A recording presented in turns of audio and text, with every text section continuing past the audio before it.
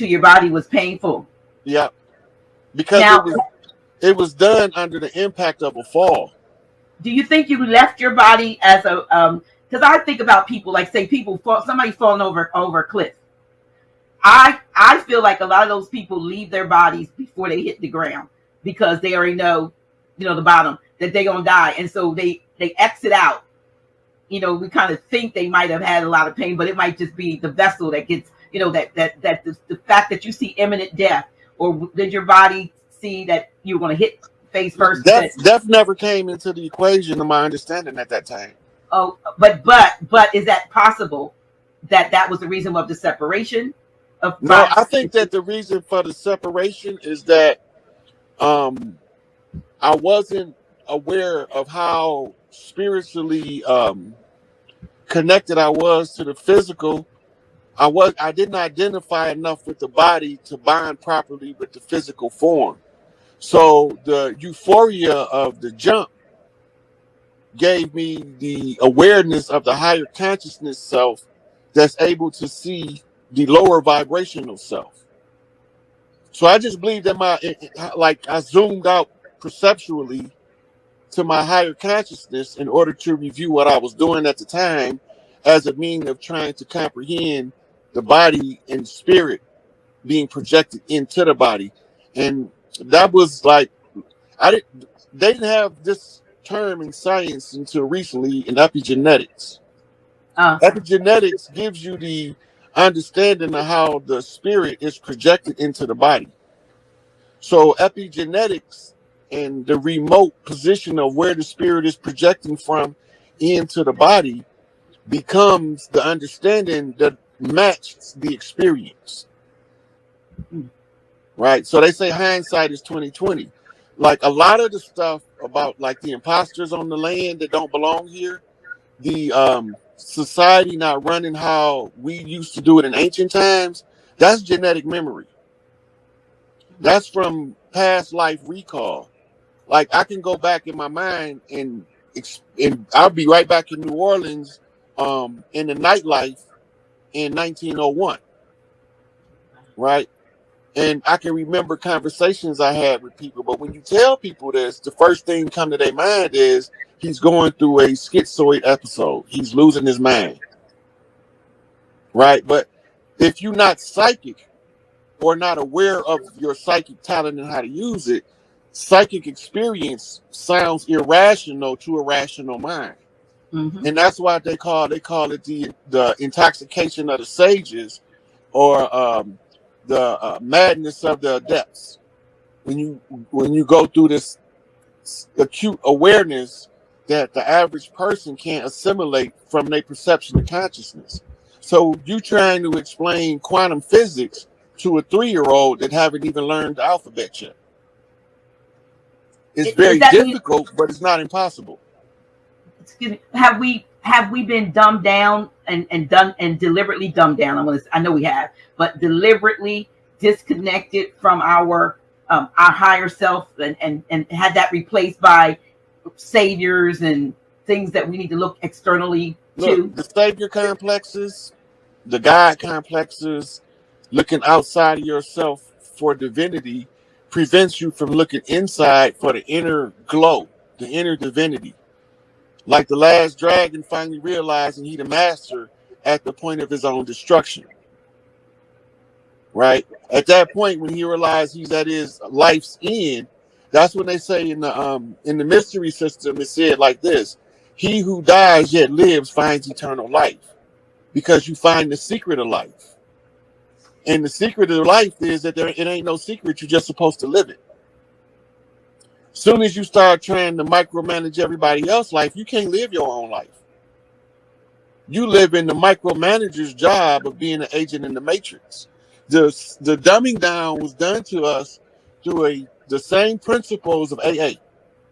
It's applied in a 12-step educational program designed to separate you from thinking so that you can learn to embrace being given orders. Right? But the ones that's unruly in the educational system, because I seen through it in the 5th grade, I seen exploitation written all over the educational system. So I was sparsely participating. Mm. I wasn't getting no A's in school. I wasn't getting no B's in school. I was C student. Sometimes D's and E's. Because most of the time I just didn't do the work. And most of the time I didn't do the work because I something didn't feel right, and I didn't know how to tell nobody that the system that I'm in don't feel right. So I stopped participating. Wow. So the result of that, I end up being kicked out of school in the first semester of the 10th grade for bringing brass knuckles to school. Right? And I never had to get caught with them. But I didn't care. I didn't want to be there anyway. So to me, they was doing me the favor. Right? So when I was understanding what the school system was later doing psychological research, it's a combination of a Pavlovian response system and a B.F. Skinner's Skinner box, both used for indoctrination purposes and heavily researched under MK Ultra. Now I know about Pavlov, that Pavlov's dog, and so that. But what is the B.F. Skinner box? Well, the Skinner box is used to issue out punishment as opposed to treats in order to compel you to get out of a box.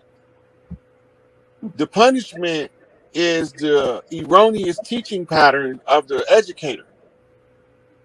It becomes torturous to remain in the class, but you have to be on your best behavior lest you incur the zap of the Skinner box, which is repackaged as the authority of the school will discipline you.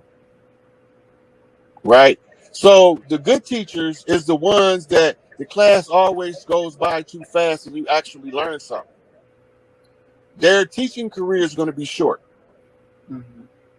There's some kind of way the school's going to get rid of them or going to overwork them where they become ineffective because they are effective. So when you look at the punishment in the Skinner box and you look at the system of the bell, instead of going to the treat, you escaping the punishment. And by jumping between escaping punishment and being trapped in punishment, you learn to accept the punishing system of the workforce.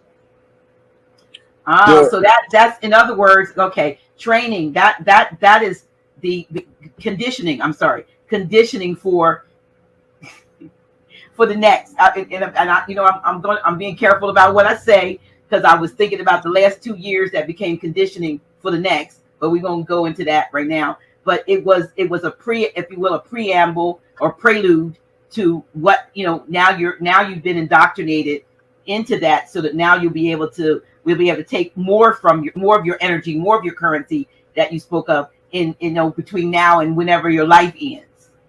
Right. Based on the value they placed on it. Right. So now the society there's nothing wrong with doing work. That's not what we're talking about. It's definitely something wrong with being exploited and underpaid for the work that you do. This is what our problem is. This is what we are in opposition of. The problem with resolving that matter is the worker doesn't understand his value to the company. So he shrinks himself down in order to fit into the company's social construct. Right?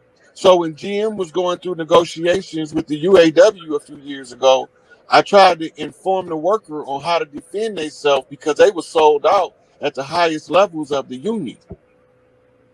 Right? And I knew I was right because I told them if I'm right, I got to get 3 knocks from Mary Barra, who was leading the negotiations for the Big Three. And 3 times in a row, they refused the contract.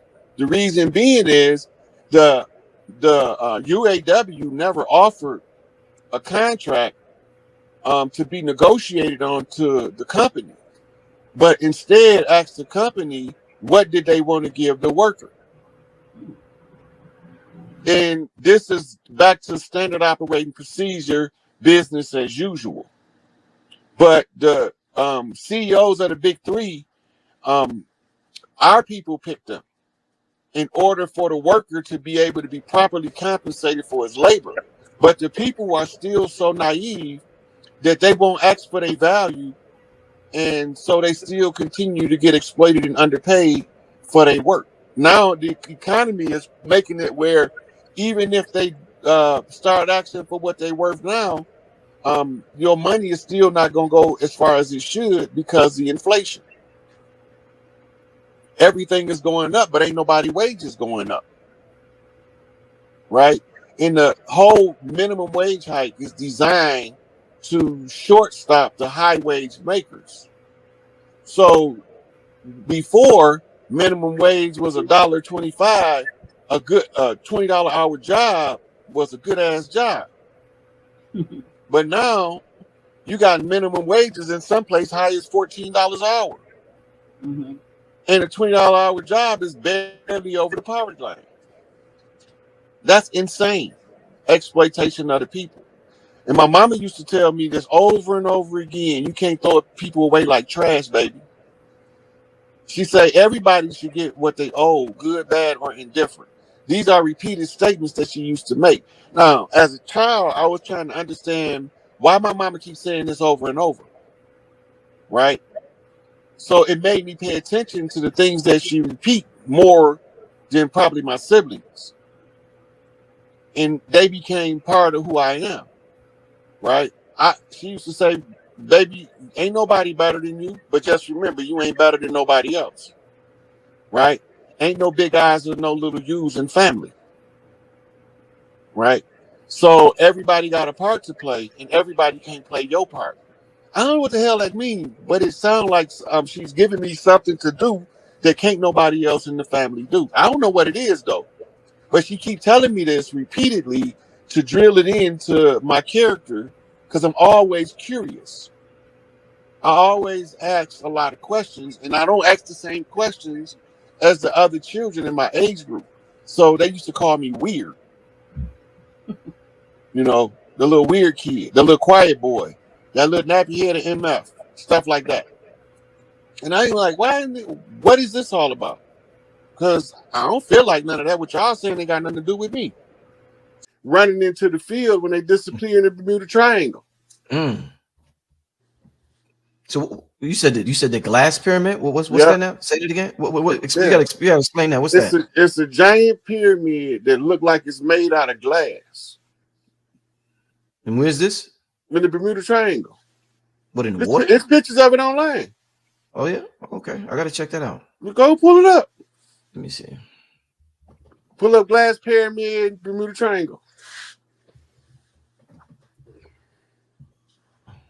It's an energy vortex because that's not glass. It's made out of some type of plasma, but it looked like glass to the human eye.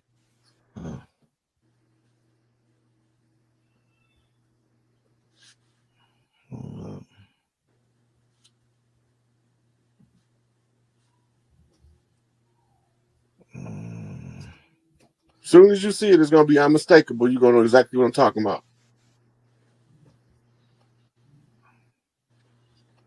I think it damn near looked like a clear iceberg coming out the water. There's a site that's saying that it's satire. Let me put it on so you can see. Hold up. We could do this while in front of y'all. Okay, so the first website I clicked on says story about the discovery of underwater pyramid in the Bermuda Triangle originates from satirical publication. Right. So satire is what you call dry wit comedy. Mm-hmm. It's when you can tell somebody the truth, but you can veil it with a joke. Right. Okay. That's satire. Mm-hmm. Right. So just because they telling it to you in a joke, don't mean they ain't telling you the truth. Uh-huh. So you saying, damn, this look wow. So you saying this thing right here is real? Yeah, it's video from pilots video in it too. It's not just still photographs. Mm. Wow. Now let me ask you, what do you think about the possibility of the giants There were giants. There were giants at different stages of growth. You got to remember, we wasn't always 3-dimensional beings. We was like 12-dimensional beings, right? We smaller now because we more energy, more compact for the purposes of the same reason they downsize cars. But when we used to incarnate on Earth, we be fucking, our head be in the clouds. That big? Yeah. But then over time, when we start incarnating on a smaller size scale, depending on the age we was in, because we evolving the organism that would become the manifest 3D form of expression, where you can live a lifetime in 120 Earth years, but it's just a blink of an eye to a God. Right. Because they eternal beings. Mm-hmm. All of this stuff is a bunch of eternal beings converging their mental ability to create using the principles that you find in the what's that triangle called? The Star of Life. Mm-hmm. Like if you pull up the cover for the Emerald Tablets of Thoth, you'll see he's holding the Star of Life in his hand. Mm-hmm. So somebody had to create the construct in order for this 3D reality to manifest in 3D. Mm-hmm. Right? The science is Metatron's cube. Metatron's cube is your proverbial shield of Solomon and seal of David. The seal of Solomon is the 5-point star, but the shield of Solomon is the 6. The shield of David is the 5-point, but the seal of David is the 6. Right? So they using both of the symbols. The one represents man, one represents woman. Right? So you have to find the balance between the two. Unless you turn out to be a sissy. Not meaning homosexual, a sissy as in you can't control your emotions, you can't control your fiery masculine energy. You collapse. It doesn't work for you. Mm. Right? You feel more comfortable being told what to do than to tell somebody what to do. Mm-hmm. Right? You undervalue yourself, but you don't know you undervalue yourself because you believe your confidence is high. Mm-hmm. That's what you call self-delusion. That's what we call shadow work, is facing those types of thinking patterns. Right? So you say, well, if not me, then who? Whatever the problem is, that's the first thing you're supposed to ask. Mm-hmm. If not me, then who gonna fix it? Right. Right? Most of the time, there ain't gonna be no or who. It's just gonna be you. Because most of the time, it's gonna be your problem. Now, you might want to bring other people in to aid and assist you, but most motherfuckers don't want no parts of your problem. They just want you to fix theirs. Earlier, I asked you, I think, because I asked you 2 questions. I don't think you touched on the question of Mexico being the most visited country with UFOs. Is there any truth to that statement? Look, they everywhere. I can't say that they're the most visited. They might be the most visible. Yeah. Because the people there kind of like more closer to the earth roots. They not as like fearful energy as the cities. Right. You see, they put us in these cities, concrete jungles, and keep us in a state of fear for primitive responses to the environment. It's a brilliant oppression plan. It's just time for us to break it. The cities are in the wrong structure for mass human interaction because it's designed to create hostilities between people. So you feel as though we should be leaving the cities? You think we should be leaving these cities and moving back to nature? We should be going back to. So it's not practical to say everybody leave the city. It's not going to happen. Right. But what's practical is this: everybody who remain in the city need to be connected to somebody that they can get out of the city for periods of time to reload and to resync with nature. Right? Okay. We need to be reestablishing family bonds. So the number one piece of advice I've been giving the young chiefs, asking me what can they do, is this: speak to somebody in your family that you know they're related to you, but you never had a conversation with them. Give them 30 minutes of your time and call them up. Yeah. Look, they all on the land. That's because tribes came as far away as the Polynesian islands, the Tonga, the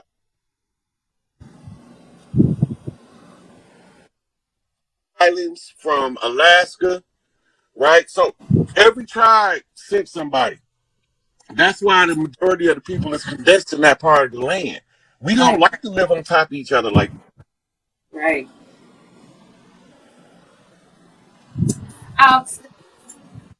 Right. Right. yeah, I had a call. I had a call coming in, but I'm trying to finish this class first. Yeah, but we didn't live like that. So when they all came in, right, all of this made the war contra have to be closed in Florida.